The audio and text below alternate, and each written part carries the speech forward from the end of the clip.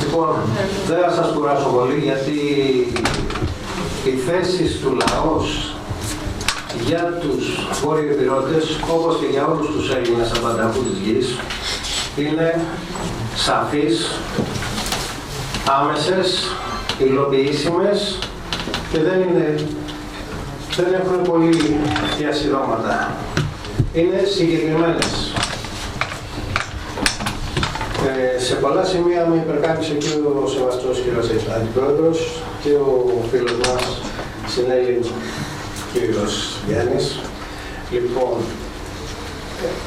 άκουσα με προσοχή αυτά που είπατε και συγκράτησα, βέβαια όλα αυτά τα αποτυπώσατε πολύ όμορφα, και συγκράτησα δύο σημεία. Παγωνόμαστε λίγο. Αυτό συμβαίνει από τον Τροϊκό Πόλεμο και πριν. Κάποτε πρέπει να τελειώνει αυτό το πράγμα με τους Έλληνες. Πόσα κόμματα ελληνικά υπάρχουν? Δύο. Σε μια Αλβανία υπάρχουν δύο. Αν είναι δυνατόν. Το δεύτερο που συγκράτησα ήταν ότι υπάρχει κόμμα ανθρωπίνων δικαιωμάτων.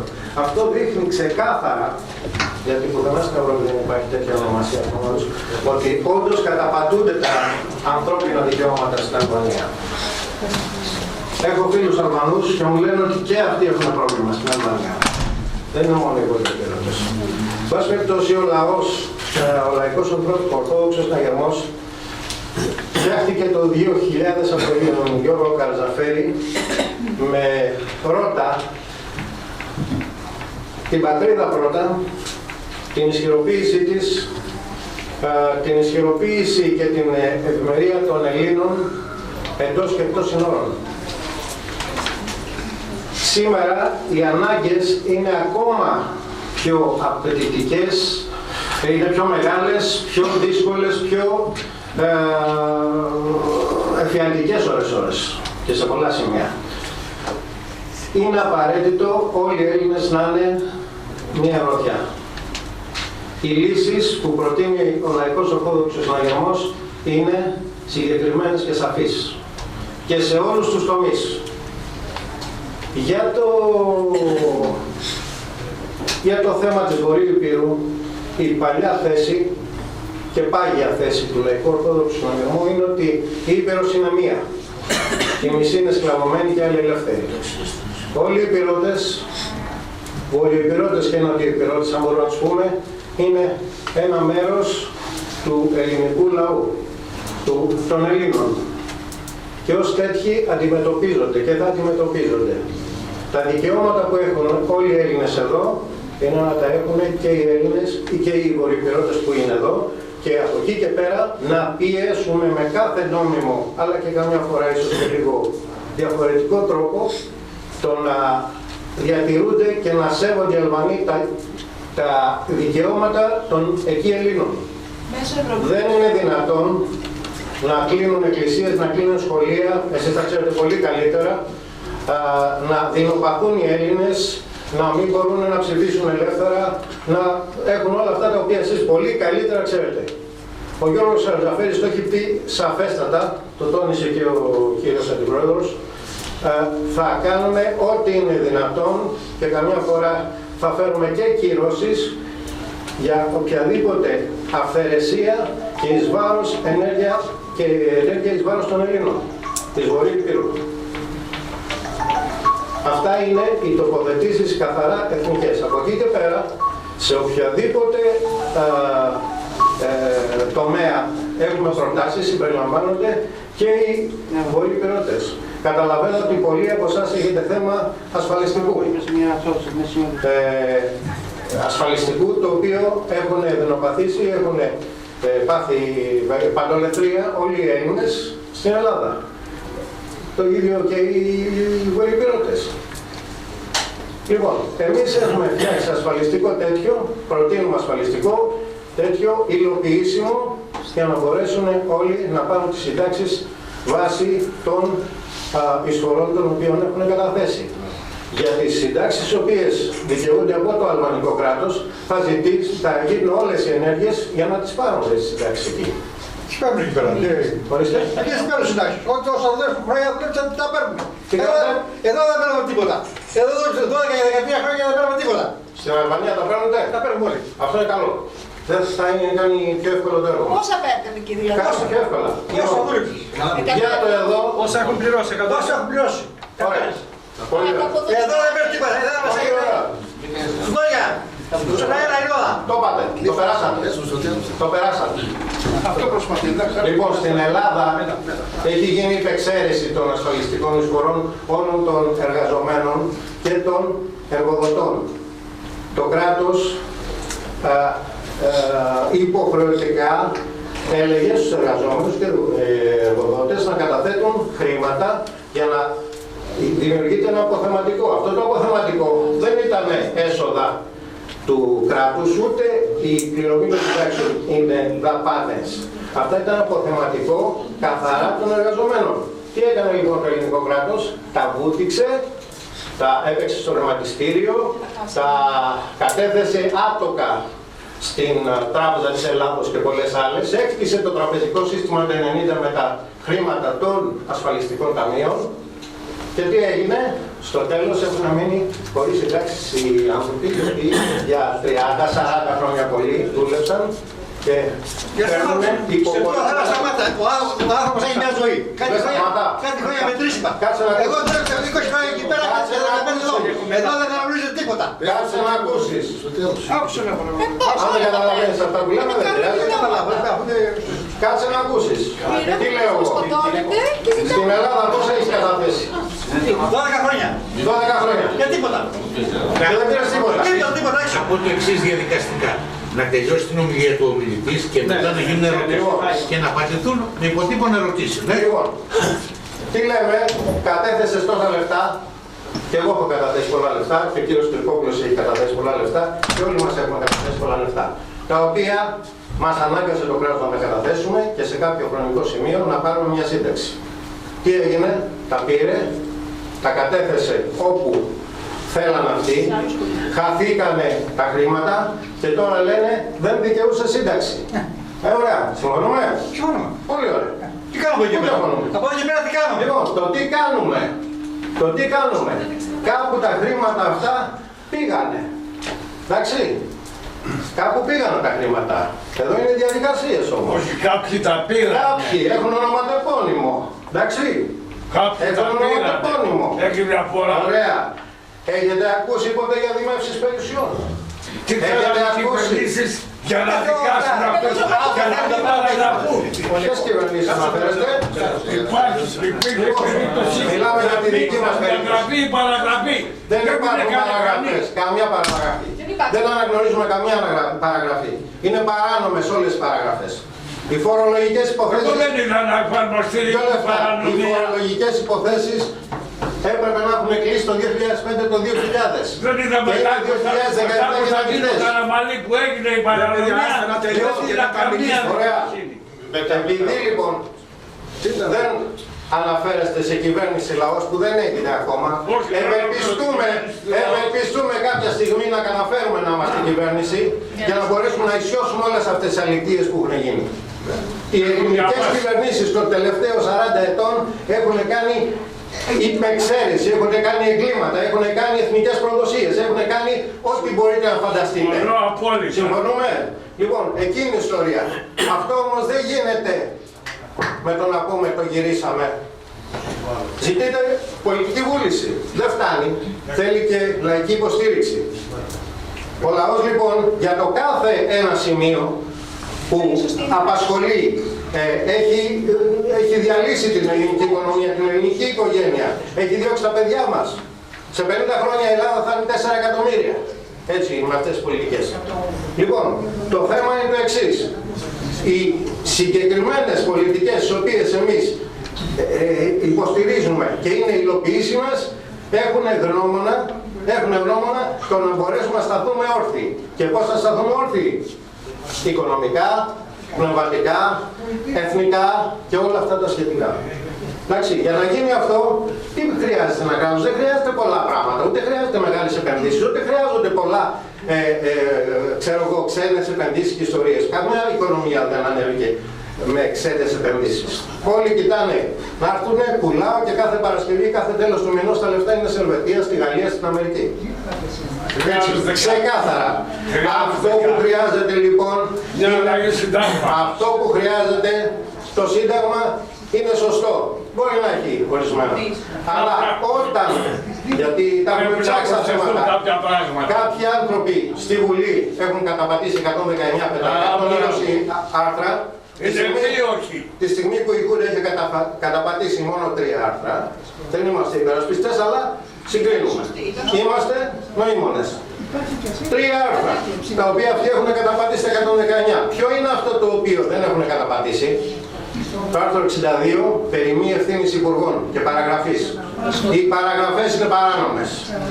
Είναι παράνομες. Αλλά δεν γίνεται τίποτε αν δεν γίνει κάποια διόρθωση. Για να γίνει η διόρθωση πρέπει να έρθουν άνθρωποι οι οποίοι θέλουν τη διόρθωση. Μπορούσε ο κύριος Βενιζέλος που δεν την έκανε. Ποιος είναι αυτό? Ωραία. Τι άλλο είναι το κύριο Βενιζέλο? Συγγνώμη, και ο κύριος μετά. Ότι ξεφύγανε. Εν πάση περιπτώσει. Μου φαίνεται ξεφύγανε. Ωραία. Η ώρα πάει, σε 9 πρέπει να τελειώσουμε, η ώρα είναι 8:30 και ακόμα δεν τελειώσαν οι συγητές. Άμα θα συνεχίσουμε έτσι, ένας να διακόπτει, ο άλλος θα ρίχνει από εκεί, δεν τελειώνουν. Όχι, δεν θα κάνω εισήγηση εγώ, αλλά δεν μπορώ όμως να αντέχω αυτή την κατάσταση. Λοιπόν, η τύχη των βορειοϊπειρωτών είναι ίδια με των Ελλήνων. Αν η Ελλάδα πάει καλά, θα πάνε καλά και οι βορειοϊπειρωτές. Πρέπει να είμαστε ισχυροί για να μπορέσουμε να βοηθήσουμε, για να μπορέσουμε να καλύψουμε, να μπορέσουμε να πετύσουμε. Θέλουμε και βοήθεια από τον Πάπα της Ρώμης. Κάνεις πολύ θόρυβο. Εντάξει. Λοιπόν, τα θέματα τα οποία σας απασχολούν, σας έχουμε δείξει ότι είμαστε οι μόνοι οι οποίοι θέλουμε να είμαστε μαζί, δίπλα, για να μπορέσουμε να προχωρήσουμε. Αλλά δεν φτάνει να θέλουμε μόνο εμείς. Πρέπει να θέλετε και εσείς. Αυτή η αλυσίδα πρέπει να υπάρχει. Όταν μας λέει ο Γιάννης ότι φαγωνόμαστε, τι πάει να πει? Πώς θα προχωρήσει το οτιδήποτε?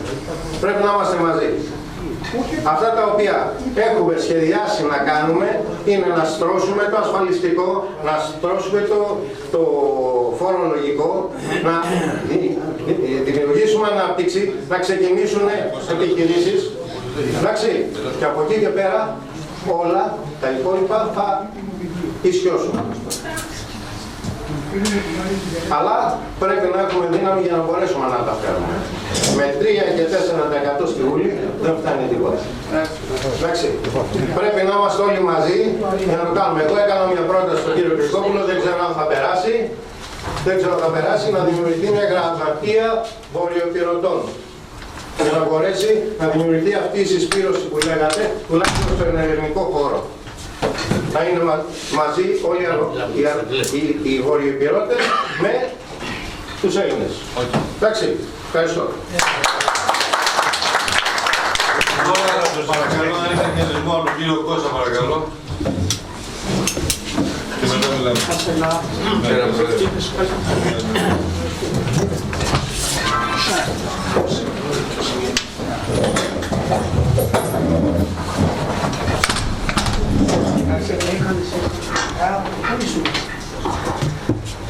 Πρώτον,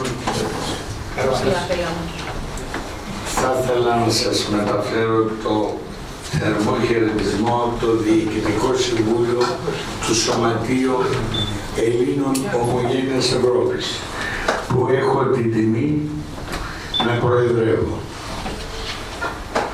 Βέβαια, διαπιστώνω την αγανάκτησή σας. Δεν θα σταθώ σε αυτά το οποίο είπαν οι προλαλίστατες. Εγώ θα σταθώ στο πρόβλημα το οποίο αντιμετωπίζετε και σας θεωρούν, διότι για μένα είστε οι 2 φορές Έλληνες, στην Ελλάδα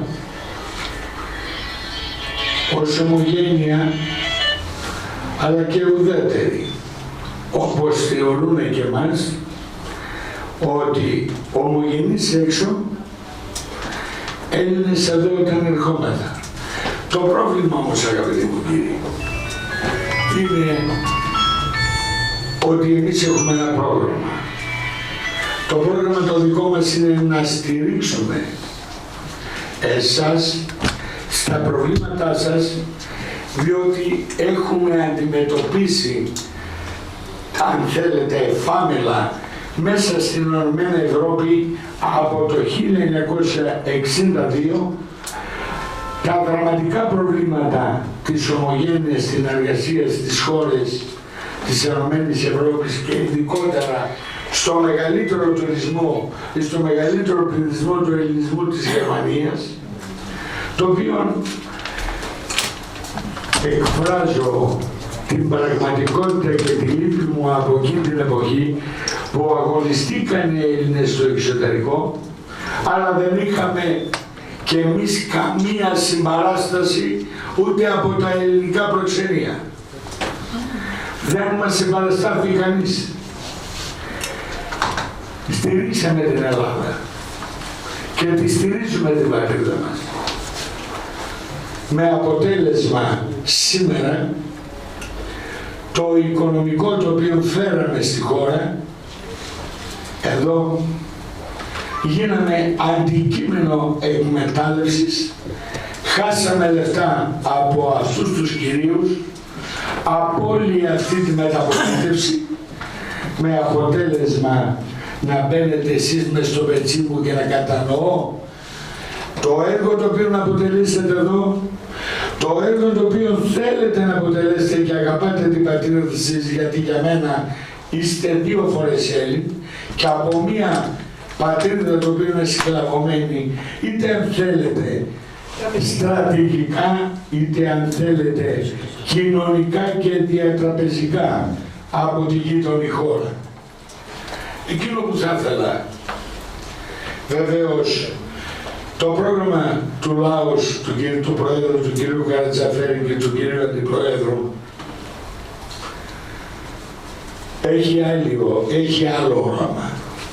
Έχει τη στήριξη και μέσα και έξω από την Ελλάδα και ξέρει να στέκεται και να στηρίζει όχι μόνο εμάς αλλά και εσάς τους ηθαγενείς Έλληνες.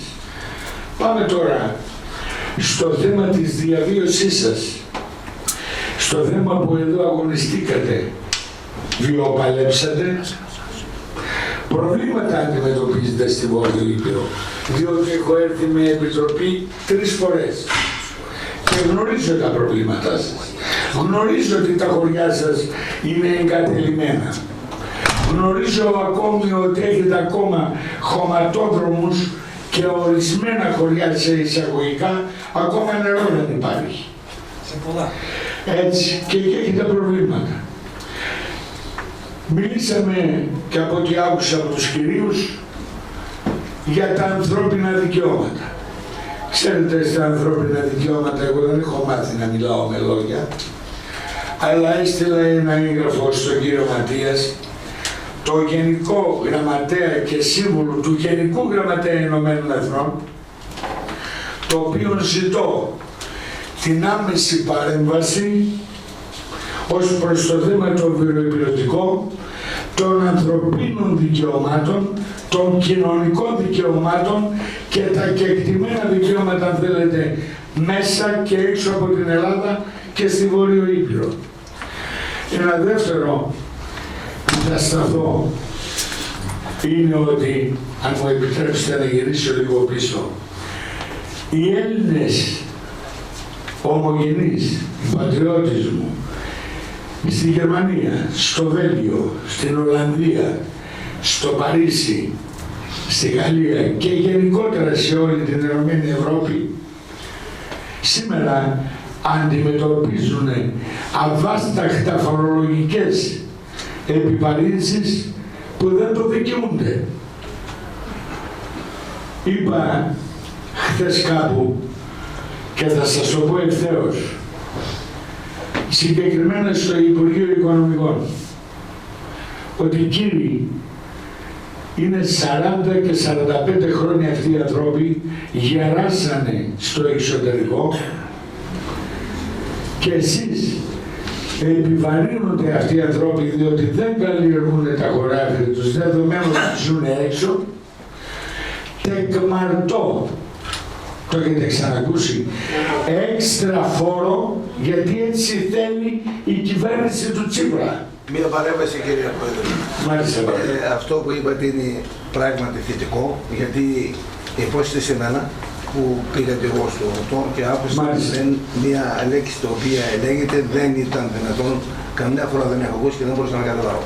Τέλος πάντων, σας ευχαριστώ πολύ που ανέφερες αυτό το ζήτημα εδώ και θα ήθελα να πεις κάτι για τη Γερμανία, γιατί εμείς εγώ είμαι 50 χρόνια στη Γερμανία και έχω ακουστεί πολλά και έφερα ό,τι είχα και δεν είχα, το κατέβαζα στην Ελλάδα, ενώ είμαστε πάλι ξένοι, ξαναφύγαμε και ήρθαμε εδώ με μία και φύγαμε στο εξωτερικό. Αυτό πρέπει να ξέρει όλοι να Αξιοδόπολη. Σε ευχαριστώ πολύ.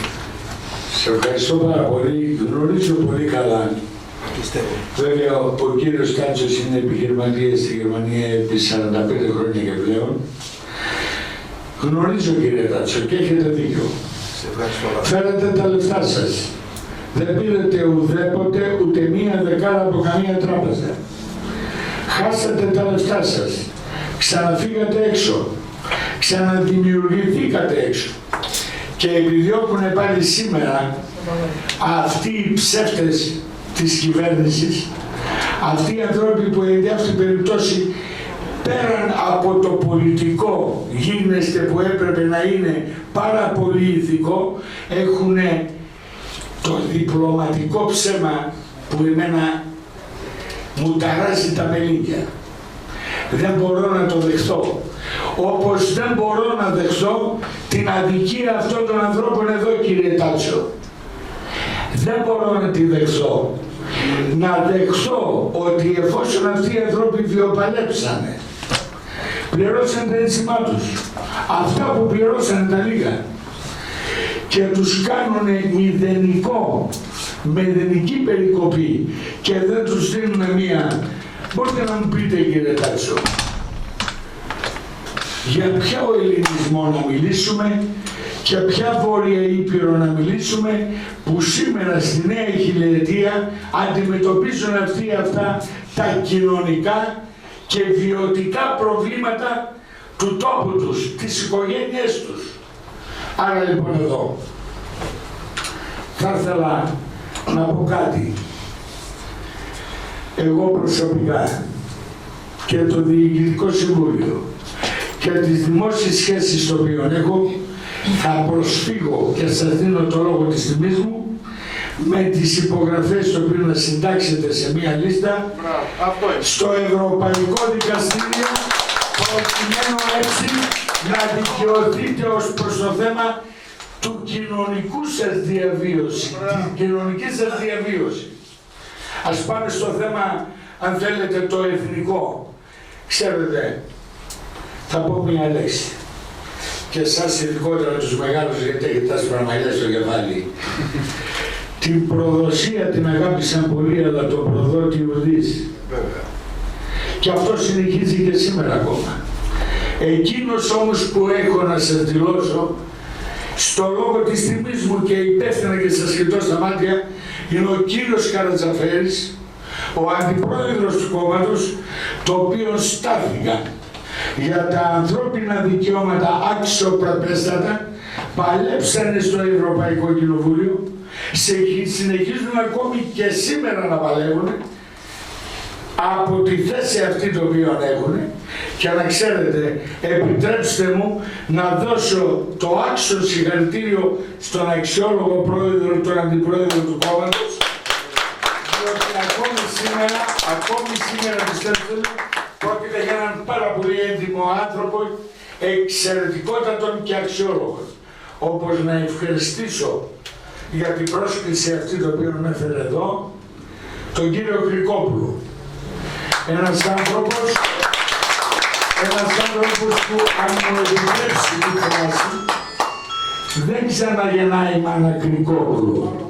Αυτό να το ξέρετε. Ένας. Είναι ένας και ξεκάθαρα πράγματα. Ένας, τελείωσε. Θα λέμε τα πράγματα με το όνομά τους όπως έχουν. Ελληναράς. Τώρα, Ένας Ορθόδοξος. εγώ από εσάς θα ήθελα το εξής για να το περάσω στην προημερήσια διάταξη του Διοικητικού μου Συμβουλίου, να συνάψετε μία αίτηση. Με το αίτημα το οποίο θα σας υπαγορεύσω στο γράψιμο.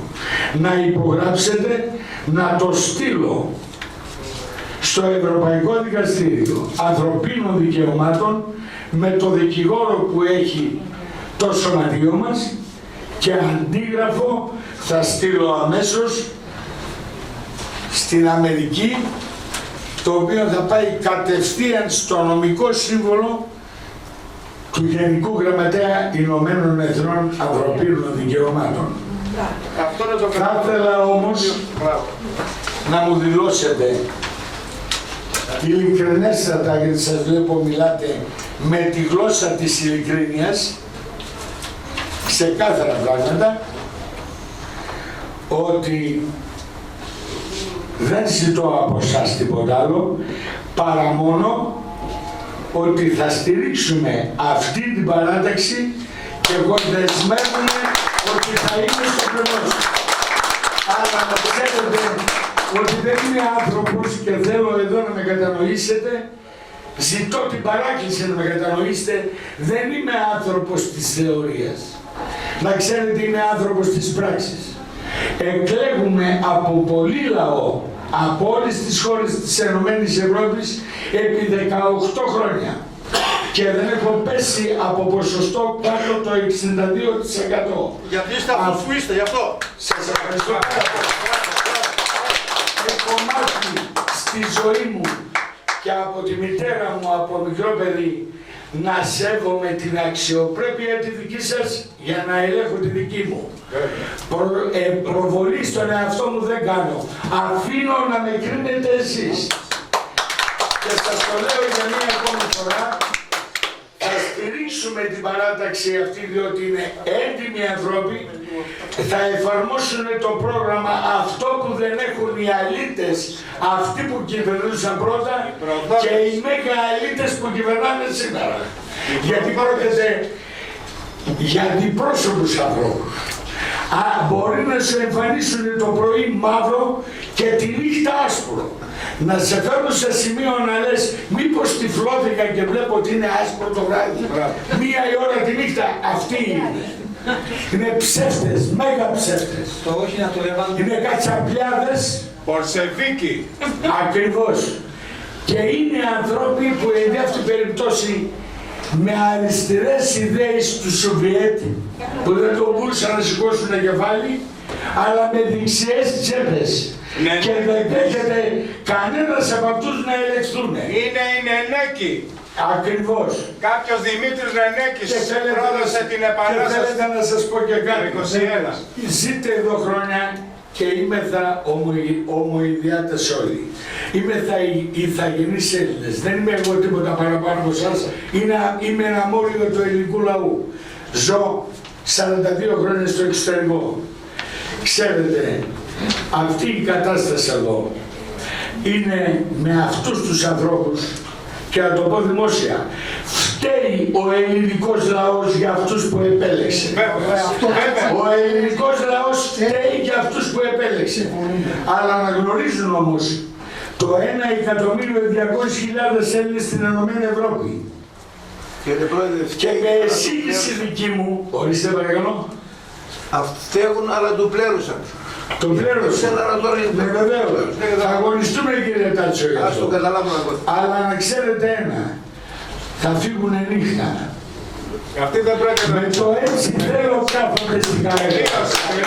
Εκείνο που ζητώ από εσάς μία μόνο χάρη, να στηρίξετε την παράταξη αυτή, στην πράξη εσείς, και επιτρέψτε μου από σήμερα υπεύθυνα και κρατήστε αν έχει κάμερα και βίντεο, να το κρατήσετε ότι εγώ θα στηρίξω στην πράξη αυτό που υποσχέθηκα σε εσάς. Είτε είναι το ασφαλιστικό, είτε είναι ακόμη για τους παππούδες σας και στα χωριά σας, όπως είπα στον πρόεδρο και νομίζω δηλώθηκε και το δεσμεύτηκα, θα πάμε με επιτροπή από χωριό σε χωριό σε όλη τη Βόρειο Ήπειρο. Και ό,τι πρόβλημα έχουν εκεί, εκτός αν είναι πολύ διωγγώδης μεγάλο, ό,τι πρόβλημα έχουν. Εμάς δεν μπορεί να μας σταματήσει κανένας, γιατί είμαστε θεσμικά όργανα μέσα από την Ευρωπαϊκή Ένωση. Εμείς θα στηρίξουμε από χωριό σε χωριό όλο τον ελληνισμό. Και ας έρθει εκεί και η κυβέρνηση της Αλβανίας, ας έρθουν αν θέλετε σε εισαγωγικά και οι βορειοϊππυρώτες, το οποίο δεν στηρίζει την ολομέλεια της Βορείου Υπήρου, να μας εμποδίσουν. Θα το δείτε στην πράξη. Εκείνο που θα ήθελα, σας το λέω για μία ακόμη φορά, να συντάξετε τα ονόματά σας με τη λίστα και στον πρόεδρό σας που έχετε δίπλα, εγώ θα καταθέσω εντός 15 ημερών το υπόμνημα επικυρωμένο από τον Οργανισμό Ηνωμένων Εθνών και το Ευρωπαϊκό Δικαστήριο για τα κεκτημένα σας δικαιώματα. Σας ευχαριστώ πάρα πολύ. Θα σας παρακαλέσω να στηρίξουμε αυτή την παράταξη, διότι έχουμε να κάνουμε με ηθικούς και αξιόλογους ανθρώπους εδώ, και ο πρόεδρος ο κ. Χαρτζαφέρης δεν έχει βγει κανένα στην Ευρωπαϊκή Ένωση να πει ότι έχει κάνει ένα λάθος. Μπήκε αξιοπρεπέστατα στο κοινοβούλιο, έφυγε αξιοπρεπέστατα. Μπήκε μέσα στο ελληνικό κοινοβούλιο, τους είπε τα πράγματα όπως έχουν, ξαναέφυγε, γιατί ήταν ετοιμιγορία του ελληνικού λαού, πάλι αξιοπρεπέστατα. Αυτή τη φορά όμως θα μπει πάρα πολύ δυναμικά. Σας ευχαριστώ πάρα πολύ.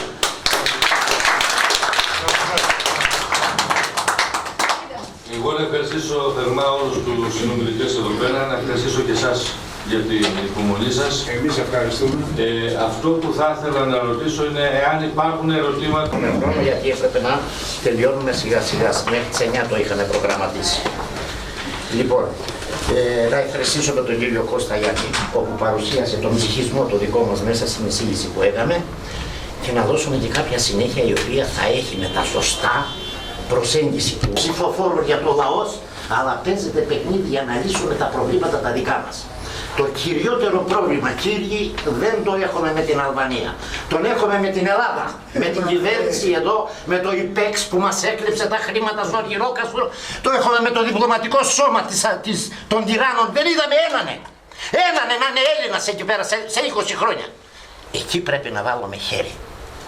Μετά τα προβλήματα με την Αλβανία θα τα λύσουμε με τη δική μας συμπαράσταση, με πρωτοπόρους εμάς και τα λοιπά. Αλλά αυτή η μεγάλη πληγή δεν διορθώνεται εύκολα στην ψυχή των βορειοϊππυρωτών. Γι' αυτό και σηκώνουν τη φωνή, γι' αυτό και σηκώνονται εδώ, παραβιάζουν τους κανόνες σήμερα, διότι δεν το αντέχουμε πια αυτό το πράγμα. Οι πατεράδες στην τόπο πήγανε, πολέμησαν τον Ιταλό. Έτσι, σηκώνω τη φωνή γιατί είχα την ευτυχία να ήταν ο δικός μου τον κύριο Κώστα στο Υπουργείο Εξωτερικών και μας βγάνει κάποιο παιδί δικό μας εκεί χαρτιά. Κοίτα τι κάνω. Χαρτιά, προγράμματα. Ο κόσμος πεθαίνουμε. Ο Θωμάς, ο Ρώσης πέθανε στους δρόμους. Δάσκαλος ήτανε. Δεν λέω ψέματα, το ξέρετε. Πέθανε αυτή την εβδομάδα. Έτσι, φρικιαστικά γεγονότα. Θα σας πω και κάτι άλλο. Λοιπόν, μας χρειάζονται σήμερα εδώ να είναι αυτή η σύναξη που έγινε από τον Λαϊκό Ορθόδοξο Συναγερμό, έγινε για το Βόρειο Ηπειρωτικό, όχι για όλη την ύλη των πραγμάτων του Λαϊκού Ορθόδοξου Συναγερμού. Τούτο το κομμάτι να δώσει την ψυχή για τον εαυτό του, και ο εαυτός του εκπροσωπείται μόνο από αυτό το κόμμα. Πριν ένα χρόνο, ο κύριος Γιώργος ο Κρικόπουλος, ο οποίος είναι με τα σωστά εξαίρετος, δεν θέλω να κάνω κομπλιμέ, αλλά εδώ οι πιο παλιοί που ήρθανε πριν ένα χρόνο, ήρθανε σήμερα ξανά, ήρθανε μερικοί, μια ομάδα ανθρώπων, και τους είπαμε, θέλουμε τη συμπαράστασή σας για να λύσουμε τα δικά μας προβλήματα. Και είχαμε, δεν μπορώ να το περιγράψω, πολύ αδερφική συμπαράσταση. Εμείς κάναμε πολλά λάθη. Θέλω να γυρίσω λίγο και να τονίσω τούτο το πράγμα. Μέσα στην εισήγηση που έκανε ο κύριος ο Κώστας ο Γιάννης, ο οποίος είναι ένας τέλειος αναλυτής από εμάς, τέλειος, μορφωμένος και πολύ ικανός για να προσεγγίσει τα προβλήματα με την δική τους πραγματικότητα. Λέει, δεν μας φταίνε, φταίμε. Εδώ θέλω να υπογραμμίσω για μια προκατάληψη σχετικά με τον Λαϊκό Ορθόδοξο Συναγερμό. Μερικοί από εμάς, βουτυμένοι μέσα στον αριστερισμό τον οποίο ζήσαμε από εκεί πέρα, δεν μπορούν να βρουν τον εαυτό τους. Δεν είναι κακός ο Καρατζαφέρης. Είναι ο πιο σπουδαίος.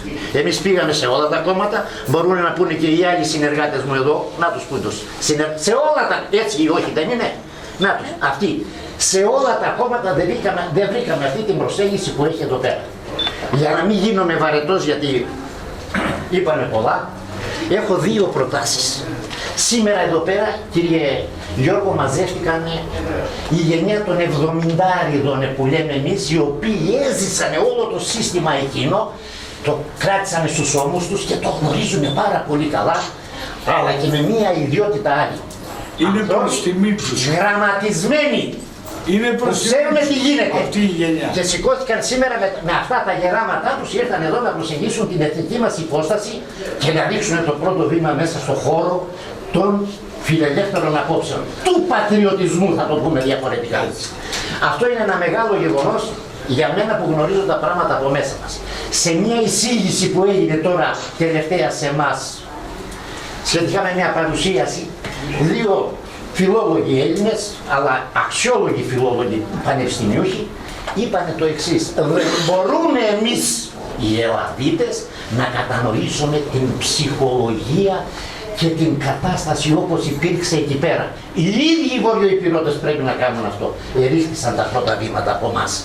Έχουμε το βήμα, το βιβλίο που βγήκε, το ταξίδι της Τριού, το οποίο περιγράφει την κατάσταση και λέει: η Βορειοσύμπειρος έρχεται από πολύ μακριά ελληνικά. Δεν μπορείτε εσείς με ένα κοντιλοφόρο να τη πετάξετε πέρα. Ένα αυτό, και το δεύτερο, οι ίδιοι βορειοϊπηρώτες πρέπει να λάβουν τα αυτά στα χέρια τους. Κάνουν μια μελέτη, είναι πολλοί άνθρωποι γύρω από εμάς που κατεβάζουν επιστημονικό περιεχόμενο στην ανάλυση τη δικιά μας. Σήμερα είπαμε ένα μήνυμο από αυτά. Για να μην τρώω το χρόνο άλλο, ήθελα από τούτη τη σύναξη που είναι, από αυτό το σύνολο εδώ πέρα, από τούτη τη συλλογικότητα διαφορετικά να στείλουμε δύο ψηφίσματα. Ένα ψήφισμα στον εκλεκτό βουλευτή όπου είναι ο μοναδικός, τον Βαγγέλη Τούλε, να του πούμε εμείς μαζεύτηκαμε. Άμα θέλεις, έλα. Να τα πούμε μαζί, να κινήσουμε κοινό αγώνα. Και το δεύτερο ψήφισμα στον πρόεδρο της Ομόνοιας, τον οποίο τον έχουμε καλέσει, αλλά δεν μας ήρθε. Αυτό, τα δύο ψηφίσματα προς εκεί. Έχουμε το κεντρικότερο πρόβλημα των βορειοϊπηρετών σήμερα, εκείνο που τους σκότωσε την ψυχή, που κατεδάφισε την εθνική υπόσταση σε εμάς, είναι οι συντάξεις της Λεμής, τα επιδόματα του ΟΓΑ. Και οι συντάξεις, αυτό που λέτε κύριε Χρήστο, αυτό που λέτε, αυτά εκεί πέρα ακουμπάει όλη η ψυχή του βορειοϊπηρετισμού. Εδώ ζητάνε τη στήριξη του κόμματος. Εμείς έχουμε 2 χρόνια που έχουμε στείλει μια επιστολή στις 25 Μαρτίου του 2015 στο Υπουργείο Εργασίας. Καμία απάντηση. Τελευταία τώρα κάναμε κάτι πράξεις έτσι διαφορετικά. Έφτασε ο κύριος Κώστας στις 19 του Απρίλη να πάει στη γραμματέα του Υπουργού, πώς το λένε, του Πετρόπουλου, Υφυπουργού Εργασίας. Καμία απάντηση. Τους τα παρουσίασε τα προβλήματα, καμία απάντηση. Άγνοια, λέει, εκείνη που μας έβγαλε εκεί πέρα, δεν ξέρει τίποτε τι γίνεται, τι είναι η Βορειοσύμπειρος. Άγνοια. Λοιπόν, θέλω μια απάντηση. Εμείς δεν τη βρίσκουμε εύκολα. Τη στήριξη τη δική σας. Συγγνώμη, να τελειώσω και λίγο. Τρέψτε μου. Και λίγο. Από μένα θα τη βρείτε. Και να παρακαλέσω να καλέσετε, διότι αυτό που δεσμεύτηκα ενώπιον αυτών των ανθρώπων εδώ, εγώ θα το υλοποιήσω με όλες μου τις δυνάμεις. Μάλιστα. Ζήτησα από εσάς ένα μόνο εγώ. Θα το πω τώρα. Κατάλαβα τι σας είδα προχθές, σας είδα χθες το βράδυ στην τηλεόραση, βγήκατε χθες το βράδυ, σας παρακολουθούσα. Κάτι παραπάνω, δεν θα κακοφανούν οι άλλοι εδώ πέρα. Το Γιαννιώτικο, η πρωτεύουσά μου. Έτσι. Αυτή είναι η πρωτεύουσα της ψυχής μου. Αυτό θέλω, αυτό βλέπω σε σένα. Και θέλω σαν Γιαννιώτης να πεις σε αυτούς τους υπηρώτες. Αυτοί οι πυρώτες, τι μας έδωσαν, τι στήριξη μας δώσανε εμάς εδώ. Καμία. Ενώ βλέπουμε τους πόντιους, αυτοί οι πόντιοι που έχουν εισχωρέσει μέσα στο κράτος, έχουν κάποια κρατική υπόσταση, πώς στηρίζουν τους ποντίους και πώς ανατριχιάζουν. Είχα την ευκαιρία να πούμε να αδικεύονται και οι πόντιοι έτσι όπως εμάς και τους σηκώθηκαν οι τρίχες, έτσι ανατρίχιασε όταν άκουσε το ποντιακό εκείνος. Ενώ από εσάς, καμία. Γι' αυτό θα ήθελα να κάνετε μια παρατήρηση στους... Εσένα θα σε εξαίρεσω, συγγνώμη που μιλάω στον ελληνικό γιατί τώρα είμαι λίγο ξέφυγη. Προτείνω και ένα ψήφισμα γενικότερο από εδώ, να βγει στην τηλεόραση, η γενική, όχι ψήφισμα, καταγγελία που κάνουν οι βορειοπυρώτες προς την κυβερνητική πολιτική. Αυτά, για να μην τρώμε χρόνο τώρα, να τα προετοιμάσει μια επιτροπή αποτελούμενη από τους Κώστας Γιάννης, Φώτης Χρήστου, Γιώργο τελείωσα, συγγνώμη έγινα. Φώτης Χρήστου 2, Μιχάλης Κιώσης 3, Φιλίππης Κέντρος 4, Φιλίππης Λίτσους 5 και Παντελής Θάνου 6. Και ένα πρόβλημα μόνο έχω, πολύ μικρό. Παντελής Θάνου 6, υπό την αιγίδα του κυρίου Παπαδάνου, ο μέντορας. Φεύγουμε πιο πέρα. Θέλουμε να μας στηρίξετε να μπούμε μέσα στο κράτος να λύσουμε τα προβλήματά μας, γιατί μας έχουν μπλοκάρει, έχουμε κλεισμένες πόρτες. Το άλλο τώρα είναι το εξής. Ένα ψήφισμα από τούτη μια καταγγελία, όχι ψήφισμα, από τούτη την επιτροπή να προετοιμαστεί και να τη στείλουμε πέρα, διότι έχουμε ένα γεγονός. Πέθανε αυτός ο δάσκαλος ο Θωμάς ο Ρώσης. Μας ζητούν ψήφους μας ζητούν αυτοί. Έχει έναν αδερφό, κάπως Γκαγκάς, ας το πούμε έτσι. Ο οποίος αδερφός ζει σε μια τρύπα στο Σιρακάτι, αυτοί ξέρουνε. Σε μια τρύπα στο Σιρακάτι, από μια στέγη, αν του δώσει κανένας κανένα κομμάτι ψωμί να φάει, καλώς. Δεν του δώσει. Εμείς εκεί πέρα έχουμε τοπικά όργανα εκλεγμένα.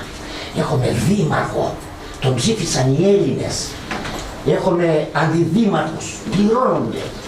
Να πάνε, να τον πάρουν, να τον τακτοποιήσουν σε κάποιο ίδρυμα, να ζήσει και αυτός ο άνθρωπος που είναι 70. Αυτά είναι ειδικά θέματα που να τα λύσω. Όχι, είπα να τα κάνουμε πρόταση για να τα προτείνουμε. Ναι. Ευχαριστώ πάρα πολύ για την παρέμβαση.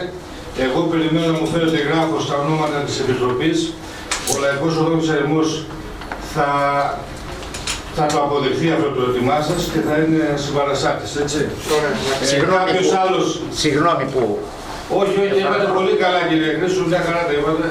Κάποιος άλλος ο οποίος θέλει να κάνει κάποιο παρέμβαση. Νομίζω είμαστε εντάξει. Σας ευχαριστώ πάρα πολύ. Και όπως είπε και ο πρόεδρος των Ρωμογενών, στηρίξτε μας, πραγματικά χρειάζομαστε τη στήριξή σας και θα κάνουμε πολύ περισσότερα από αυτά τα οποία έχουμε κάνει τώρα. Να είστε καλά, ευχαριστώ πολύ.